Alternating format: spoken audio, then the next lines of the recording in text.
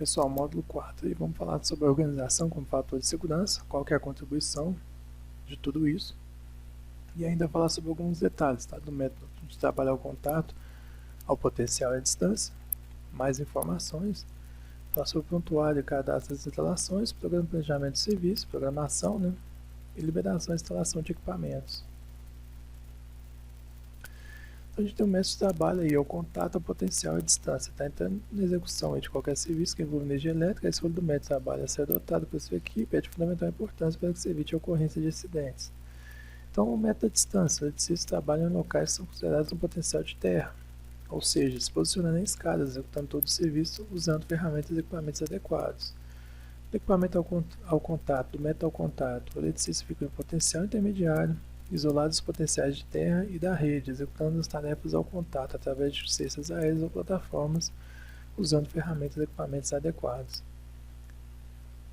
E o bypass, o que é? Alguma informação? É a interligação provisória entre pontos da mesma fase para dar continuidade ao circuito elétrico. Tá? Outra informação aí.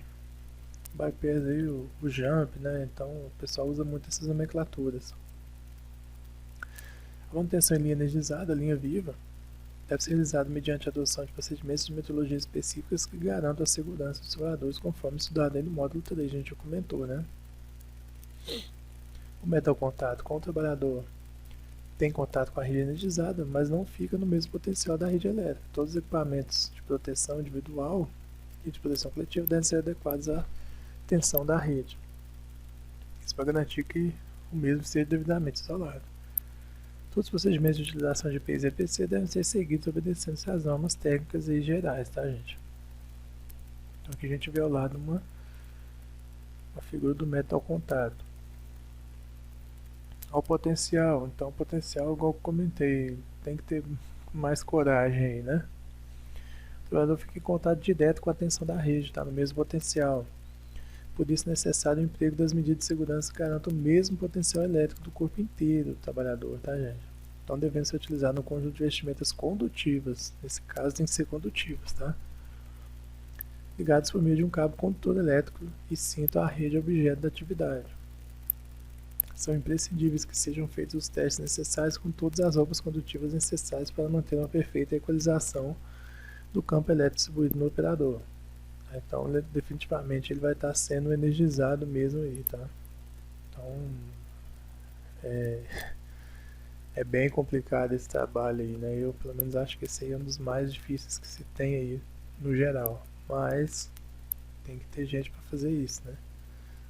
Mas, assim, hoje em dia tem é muito desenvolvido isso, tá? A gente não tem nenhum tipo de risco quanto a isso. Utilizando tudo adequadamente, não tem perigo, tá? Pode ter certeza que, por mais que a gente tenha um certo receio, mas é muito bem planejado isso. Você tem que um método à distância. Esse método, o trabalhador interage com a página energizada a uma distância segura, tá? Obedecendo o que a gente já mostrou na tabela anterior. Todos os equipamentos devem ser utilizados, como as varas, bastões e escadas, devem ser submetidos a testes. Então, também da mesma forma, tá, gente? Você vê que aí ele está fazendo uma manobra aí no transformador, né?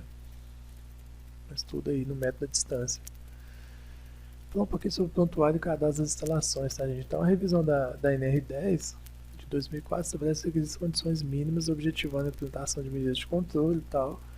Fala sobre diversas coisas. Então, fala, inclusive, no item 10.2.4, que as empresas com cargas instaladas superiores a 75 kW devem constituir e manter o famoso prontuário de instalações elétricas, né, contendo além do disposto no subitem 10.2.3. Então, o que é o prontuário? Tá, gente? É um sistema organizado de forma a conter uma memória dinâmica de informações pertinente às instalações e também aos trabalhadores. Então, tem que ter tudo que é necessário para ter de informações sobre os trabalhadores. Por exemplo, relatório anual de auditoria de conformidade, de acordo com a NR10, com recomendações, cronograma, tudo isso, procedimentos, instruções técnicas, administrativas de segurança e saúde, documentação das inspeções que são feitas, especificação ferramental dos equipamentos, documentação comprobatória da qualificação, habilitação, capacitação, tudo isso dos trabalhadores, tá? Certificação de equipamentos e materiais elétricos, Relatório técnico das inspeções atualizadas com recomendações, cronogramas, tudo isso.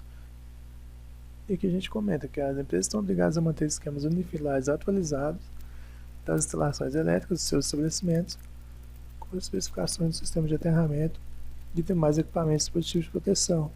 Então, além de tudo isso, tem que ter os esquemas unifilares aí atualizados, tá, gente? A gente tem um modelo aqui geral, de acordo com o mapa mental, né? Então, ele separa entre pessoas e instalações, tá? Entre pessoas a gente mostra o que é importante ter, documentação de pessoal, e também sobre as instalações. Então, tudo isso tem que constar aí no nosso PIE, né? Nosso prontuário de instalações elétricas. Bem interessante, pode pausar o vídeo e verificar tudo que é necessário. Então, a gente só enfatizando, né? Então, é um documento na forma de um manual que estabelece o sistema de segurança elétrica da empresa. Então, ele sintetiza o conjunto de procedimentos, ações, documentações, tudo isso aí. Então, como organizar o prontuário? Como define na NR10, no item 10.2.6, ele deve ser organizado e mantido, atualizado pelo empregador ou pessoa formalmente designada pela empresa, devendo permanecer à disposição dos trabalhadores envolvidos nas instalações e nos serviços com eletricidade. A forma de estruturação dele é interessante também a gente comentar. Você faz um diagnóstico da NR10, como está a situação da empresa, o que ela está pecando, o que ela precisa, tá? Você tem que ter também algumas coisas, como aí, por exemplo, laudos de SPDA. Isso também tem que ser bem claro. O laudo das instalações elétricas tem a finalidade de verificar a conformidade de acordo com a 5410 ou a 14.039, a 5418. E também o laudo técnico do SPDA, né? O documento técnico de inspeções e medições realizadas no SPDA e aterramento elétrico da empresa com a finalidade de verificar a conformidade também com a 5419. Então, esse diagnóstico, juntamente com o laudo, vai fazer parte do relatório técnico das inspeções. Este, por sua vez, juntamente com o laudo do SPDA, vai fazer a base da estrutura do prontuário. Então, resumindo aí, né? Então, o laudo das instalações elétricas mais o diagnóstico da NR10 é o relatório técnico das inspeções. E o relatório técnico das inspeções mais o laudo da SPDA é a base para você fazer seu prontuário de instalações elétricas. Então, tem todo esse procedimento aí a ser feito.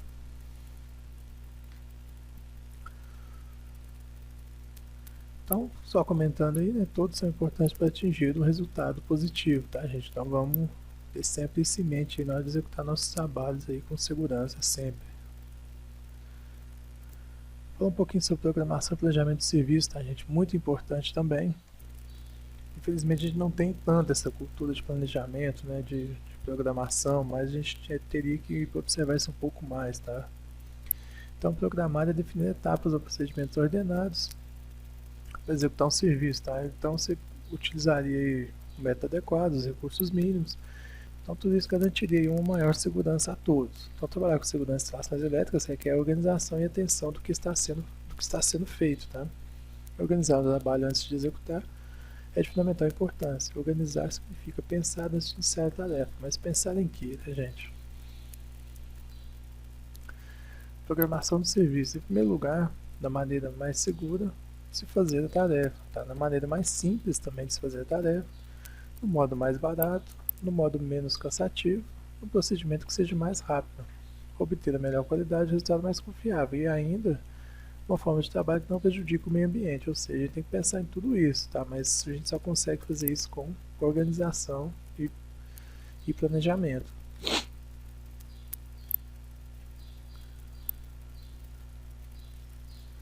Então a gente pode trabalhar com isso separadamente, tá? Então a gente vê aí algumas situações, tá? Então tem na situação aqui de baixo, trabalhando durante todo o feriado, as estipulações PECO, pessoal contratado em apoio de utilitários da Pittsburgh, Connecticut, Massachusetts, bem como as estipulações da PECO utilitário irmã em Baltimore, ter restaurado o serviço a mais de 150 mil clientes em menos de 36 horas, tá? Então foi algum problema que teve aí nessa região.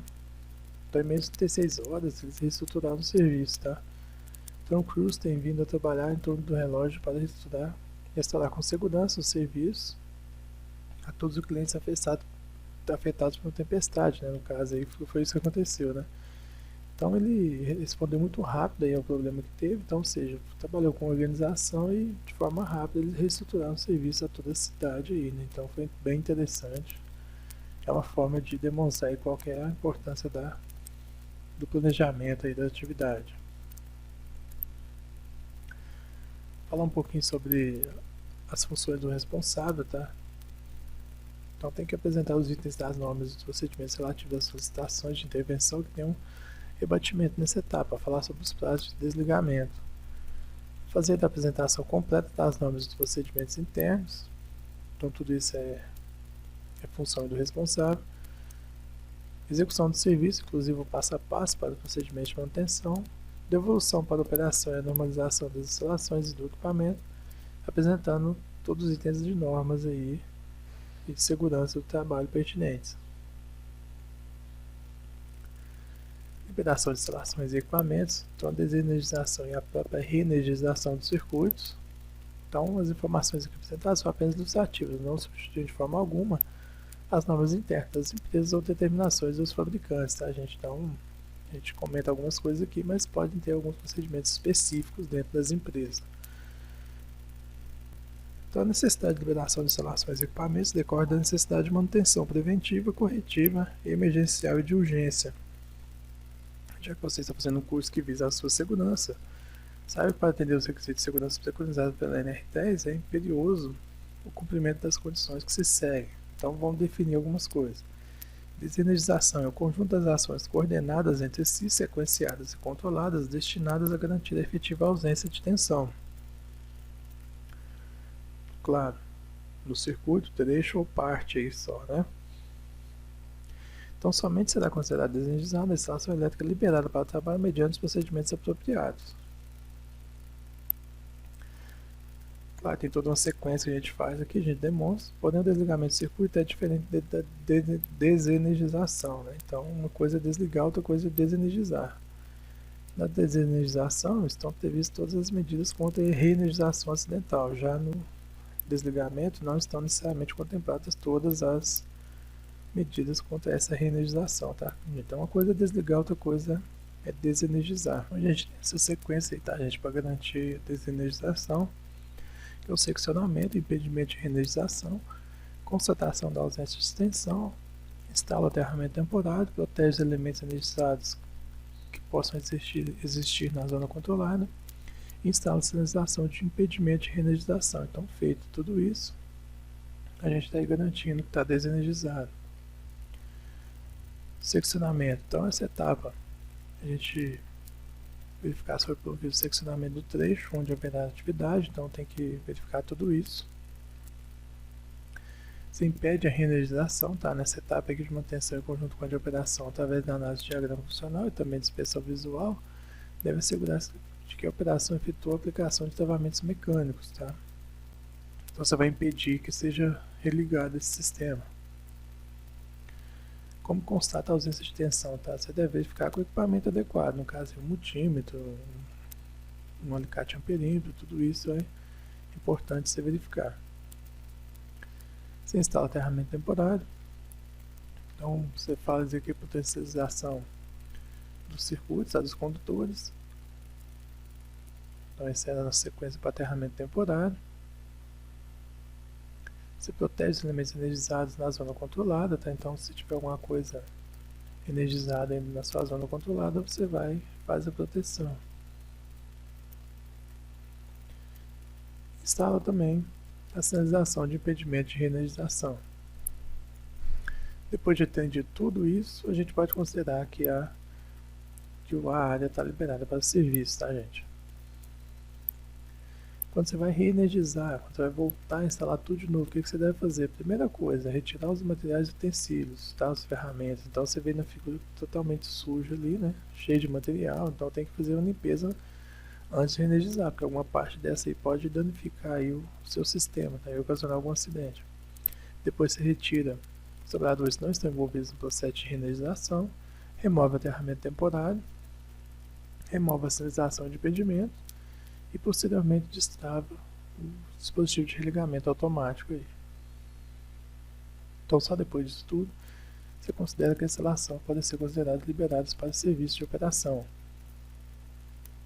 Algumas situações específicas, tá, gente? Circuitos com possibilidade de reenergização. Na execução de serviços em que as medidas de desenergização não sejam possíveis, caracterizando que o circuito está apenas desligado, deverão ser adotadas as técnicas de trabalho em circuitos energizados vigentes na empresa. De repente você está trabalhando com algum sistema que não tem como você garantir isso, então você vai trabalhar como se fosse um método de trabalho sob tensão.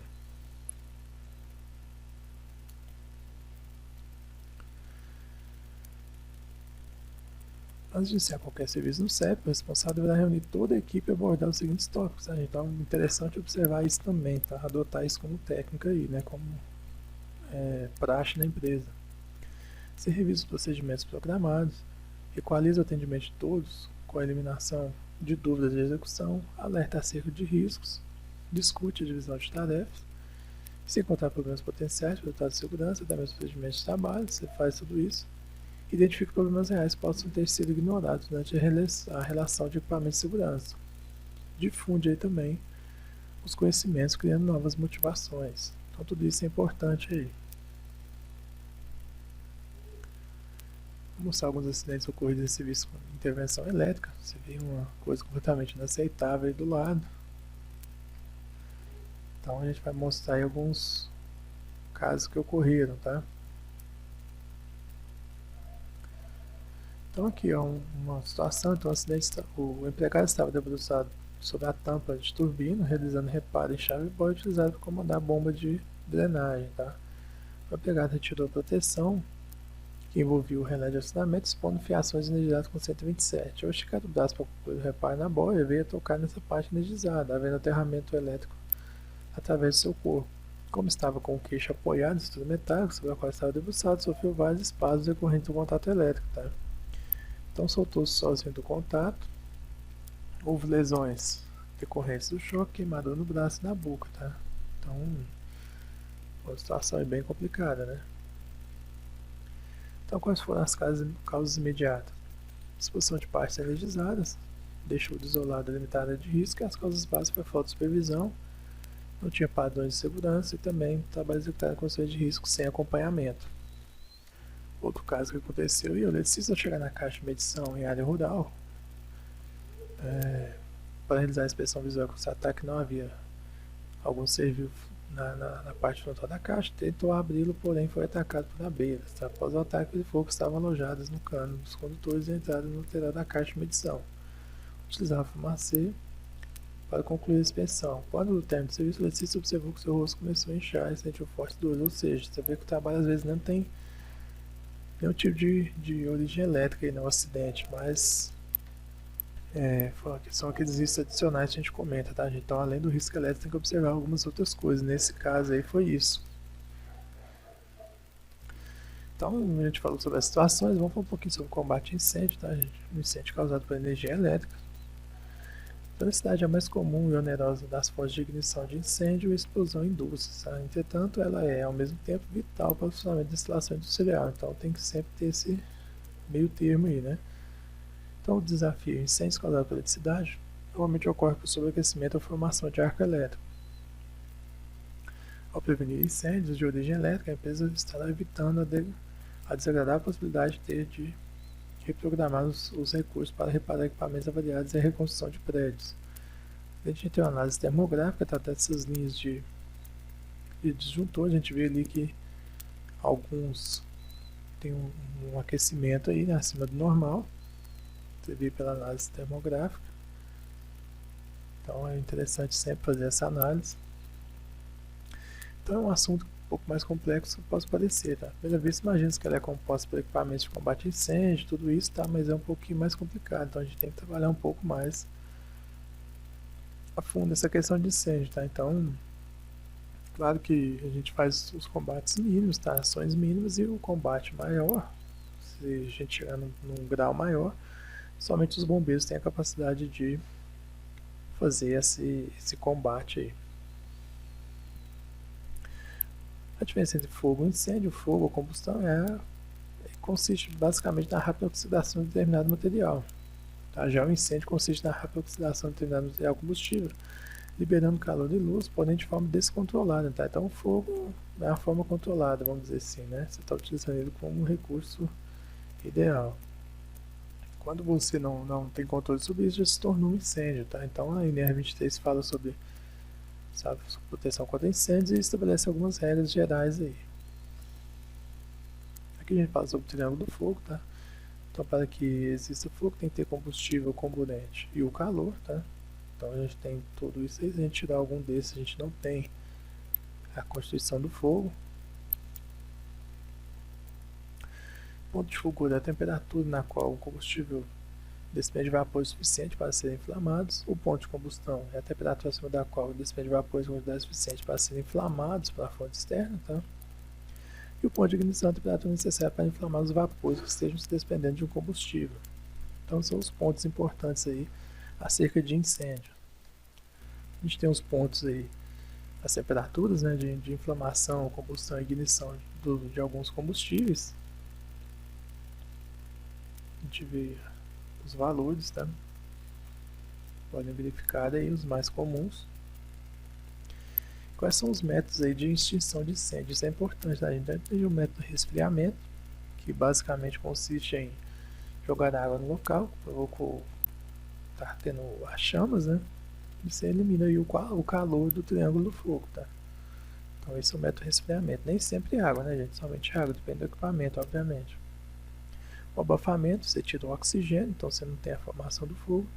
E o isolamento, que você faz por exemplo, um acero na mata para que o fogo não se propague, né? As classes de fogo, tem a classe A, ocorre materiais de fácil combustão, por exemplo. Na classe B, ocorre com produtos inflamáveis. A classe C, ocorre equipamentos elétricos, que é o nosso caso, né, mais especificamente. A classe D, ocorrem elementos pirofóricos, tá? Como magnésio, zinco, o zircônio, desculpa, esses materiais aí. Então tudo isso, a gente comentou aí sobre o CEP, quais foram as medidas mais importantes, tudo que envolve, tá? A gente passou por todos os detalhes, então assim, a gente conclui o nosso treinamento, agradecendo a participação de todos, enfatizando mais uma vez a questão de segurança, tá? A gente nunca fazer nenhum tipo de trabalho sem a devida orientação, se tem alguma dúvida não faça, procure orientação quanto a fazer e sempre tomar os cuidados necessários para cada atividade que será feita, tá, gente? Então a gente agradece e até um próximo treinamento.